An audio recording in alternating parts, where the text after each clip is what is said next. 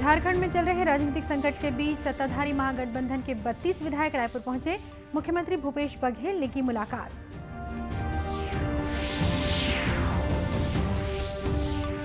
आज से शुरू हुआ भगवान गणेश के जन्म का उत्सव। घरों और पंडालों में विराजित हुई बप्पा की प्रतिमाएं।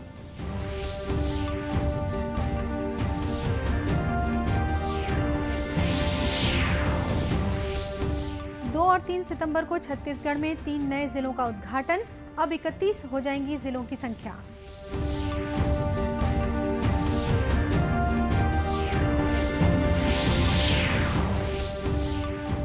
और गरियाबंद पुलिस ने नक्सली बनकर उगाही के आरोप में 6 लोगों को पकड़ा। सरपंच के घर में घुसकर की थी उगाही की कोशिश।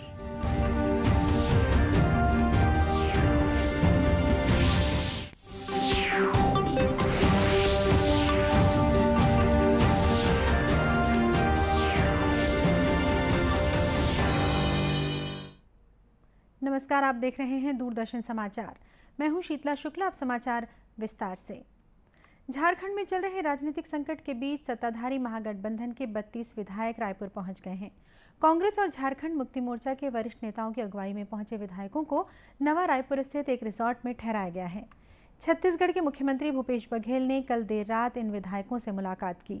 आज सुबह मुख्यमंत्री ने बताया कि झारखंड में जैसी स्थिति चल रही है उसको देखते हुए विधायकों को रायपुर लाया गया है। चल रही है कि इलेक्शन कमीशन ने कोई पत्र दिया है और 1 सप्ताह हो गया है राजभवन से वो लिफाफा खुल ही नहीं रहा है। तो इसका मतलब ही यही है कि इनके अंदर खाने में कुछ पक रहा है।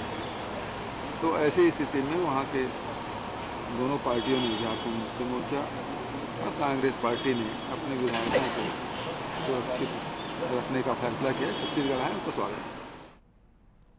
बताया जा रहा है कि झारखंड में राजनीतिक परिदृश्य साफ होने तक विधायक रायपुर में ही रहेंगे।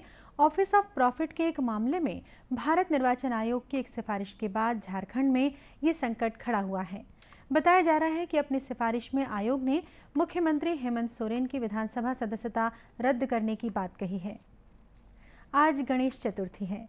विघ्न विनाशक भगवान गणेश के आगमन के साथ ही छत्तीसगढ़ में 10 दिन का गणेशोत्सव शुरू हो रहा है। घरों से लेकर बाजार तक उत्सव का रंग दिखने लगा है। श्रद्धालु अपने घरों और सार्वजनिक स्थानों पर भगवान गणेश की प्रतिमाएं स्थापित कर रहे हैं। राष्ट्रपति द्रौपदी मुर्मू ने गणेश चतुर्थी पर देशवासियों को बधाई दी है। प्रधानमंत्री नरेंद्र मोदी ने लोगों को बधाई देते हुए आशा व्यक्त की है कि भगवान गणेश का आशीर्वाद हमेशा देशवासियों पर बना रहेगा। राज्यपाल अनुसुईया उइके और मुख्यमंत्री भूपेश बघेल ने भी लोगों को गणेश चतुर्थी की बधाई दी है। इधर राजनांदगांव में श्रद्धालुओं की सुविधा के लिए नगर निगम ने एक अलग बाजार उपलब्ध कराया है। फ्लाईओवर के नीचे लगाए गए इस बाजार में भगवान गणेश की प्रतिमाएं एक ही जगह पर मिल रही हैं। नगर निगम आयुक्त आशुतोष चतुर्वेदी ने बताया कि इस व्यवस्था से श्रद्धालुओं को भी सुविधा रहेगी और यातायात भी बाधित नहीं होगा।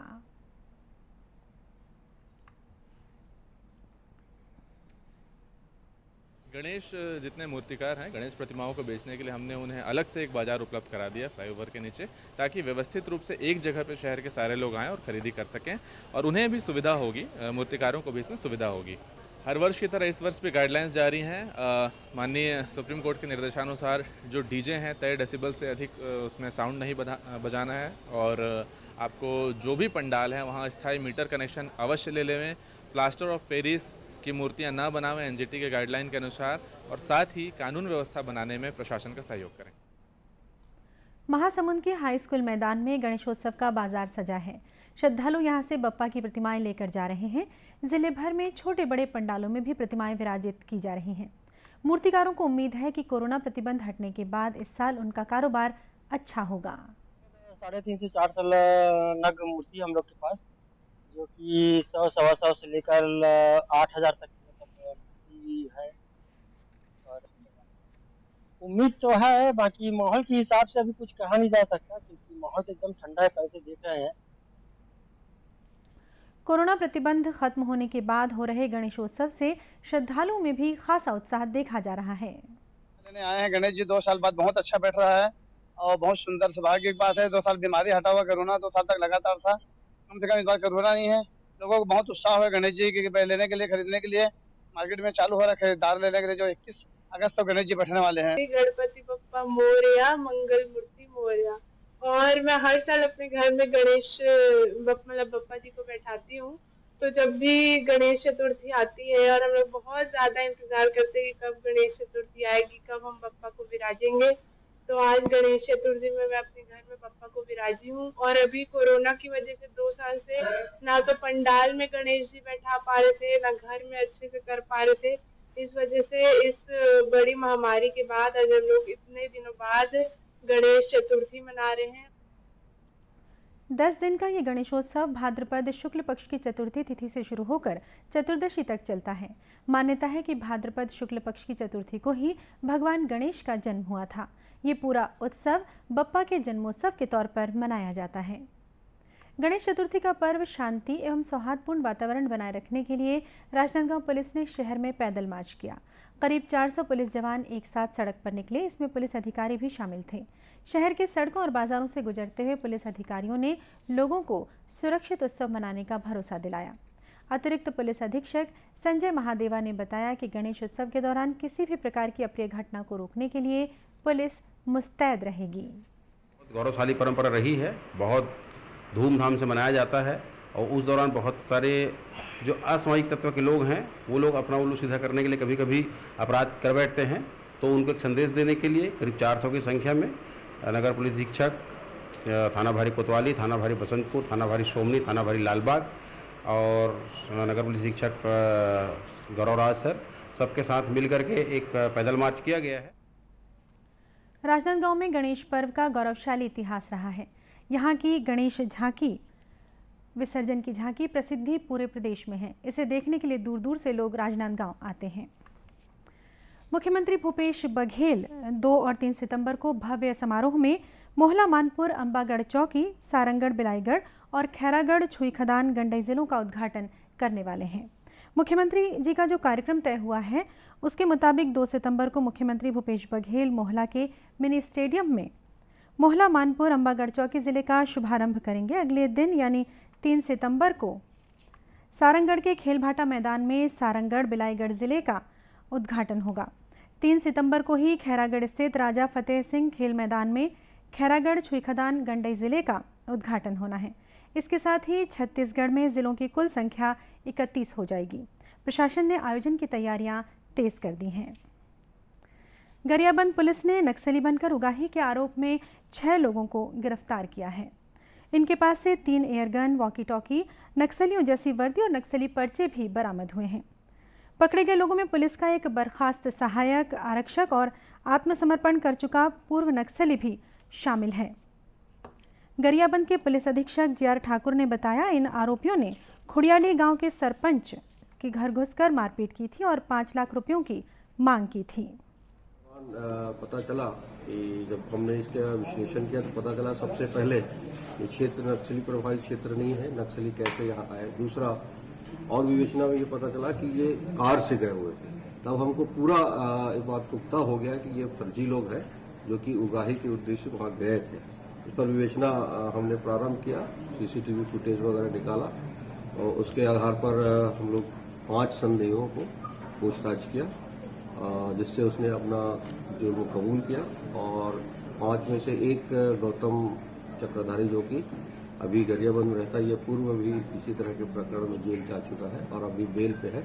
इसका दूसरा साथी प्रहलाद पिपरहटा का है और 2 लड़के पोखरा राजिम के आसपास के हैं और एक महिला इसमें शामिल है जो कि रायपुर के रहने वाली है।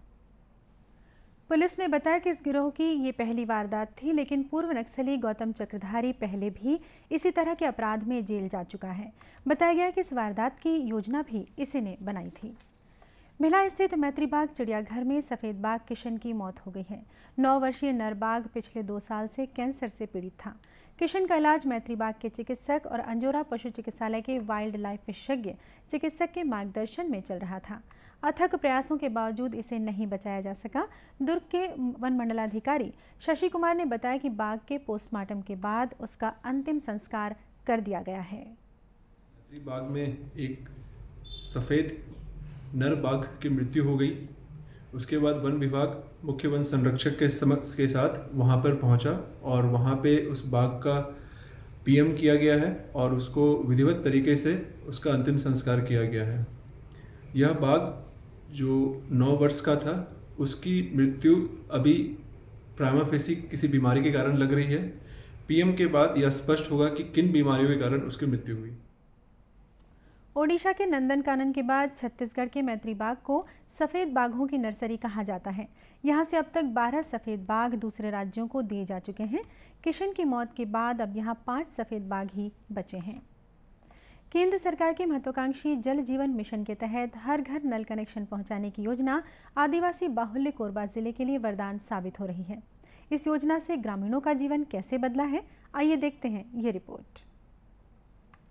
केंद्र सरकार की महत्वाकांक्षी जल जीवन मिशन योजना के तहत हर घर नल का कनेक्शन पहुंचाने की योजना आदिवासी बाहुल्य कोरबा जिले में वरदान साबित हो रही है।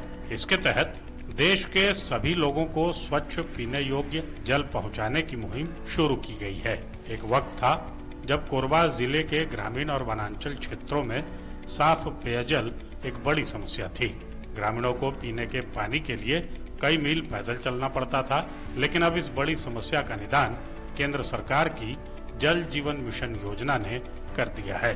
केंद्र सरकार के इस महत्वाकांक्षी योजना के तहत गांव में ओवर हेड टैंक के साथ ही सोलर प्लांट से संचालित पानी की टंकियां स्थापित कर घर घर नल का कनेक्शन लगाया गया है, जिससे ग्रामीणों को काफी राहत मिली है। पानी के पहले बहुत ज्यादा समस्या रही से, लेकिन अब जल योजना लगे के बाद पानी के समस्या बहुत सरलता रूप से हो गई है। अब घर घर पानी व्यवस्था अच्छा से हो गई है। पानी के बहुत दूर दूर से पानी ला रही है और पी रही है। अब पानी नल गड़ रही है तो हमारा बहुत सुखी मिल रही है। पहले तो 4 किलो 5 किलोमीटर ला ले जान, अब तो घर घर में 2 टाइम पानी आ। पहले जी अभी ज्यादा सुविधा है, पहले हमारा दूर दूर पानी ले जाए। कोरबा कलेक्टर के मुताबिक कोरबा आदिवासी बाहुल्य जिला होने के साथ ही केंद्र सरकार की आकांक्षी जिला की सूची में है। केंद्र सरकार की जल जीवन मिशन योजना के तहत जिले के वनांचल और ग्रामीण क्षेत्रों में अब तक 23,000 से अधिक घरों में नल का कनेक्शन देकर साफ पेयजल की आपूर्ति की जा रही है। जल जीवन मिशन के अंतर्गत जो टारगेट मिला हुआ है कि हर घर में functional house hold running water connection देने के तहत, तो उसमें करीब 23,000 से ज़्यादा अभी तक हमारे functional house hold tap connection हो चुके हैं।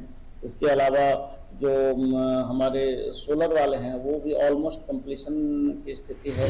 गौरतलब है कि केंद्र सरकार की जल जीवन मिशन योजना के तहत देश भर में हर घर तक साफ पेयजल का कनेक्शन देने का लक्ष्य रखा गया है। 15 अगस्त 2019 को मिशन की घोषणा होने के वक्त भारत में 19 करोड़ 27 लाख घरों में से केवल 3 करोड़ 23 लाख यानी 17% घरों में ही पानी का कनेक्शन था।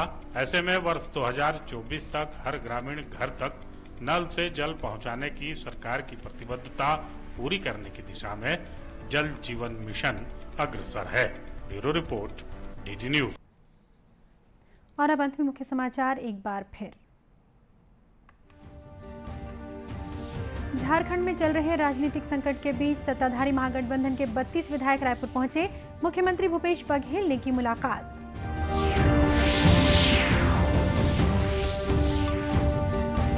आज से शुरू हुआ भगवान गणेश के जन्म का उत्सव। घरों और पंडालों में विराजित हुई बप्पा की प्रतिमाएं।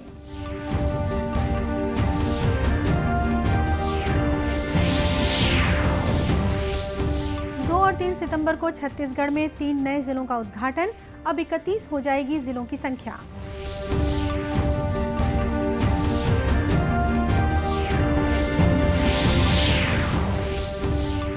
और गरियाबंद पुलिस ने नक्सली बनकर उगाही के आरोप में 6 लोगों को पकड़ा। सरपंच के घर में घुसकर की थी उगाही की कोशिश।